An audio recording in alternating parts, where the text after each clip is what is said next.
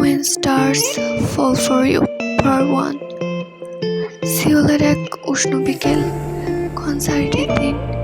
বিটিএসের বিশাল stage, হাজার হাজার army চিৎকার করছে।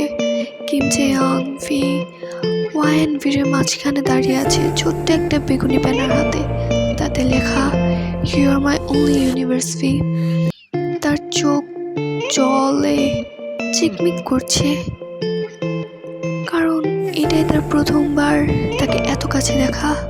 সে চিৎকার করছে, হাসছে, আবার ভয়ও পাচ্ছে, যেন স্বপ্নের মধ্যে আছে। স্টেজে আলো ঝলমল করছে, ভি গাইছে লাভ মি এগেইন। কিন্তু হঠাৎ ভির চোখ পড়লো এক জায়গায়। একটা মেয়ে, নরম চোখ, কাপা ঠোঁটে, ব্যানারে তার নাম লেখা, আর তার সেই দৃষ্টি যেন পুরো পৃথিবী থেমে গেছে। ভি মনে মনে বলে উঠল, কি সে? কেন মনে হচ্ছে যেন আগে কোথাও দেখেছি।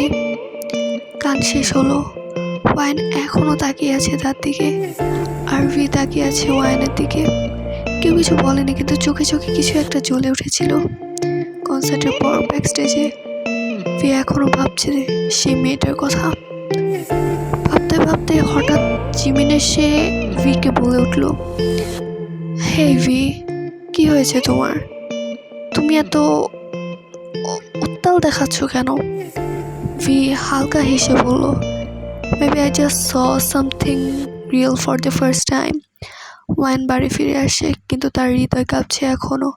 সে জানে একজন আইডল তার নাগালের বাইরে, কিন্তু তবুও সে আশা করে হয়তো কোনোদিন সে তার চোখে আবারও তাকাবে। ওকে, তুমি কি চাও পার্ট 2 লিখি?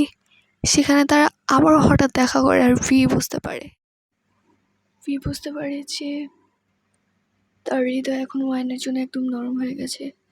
ওকে, that's for today, bye by.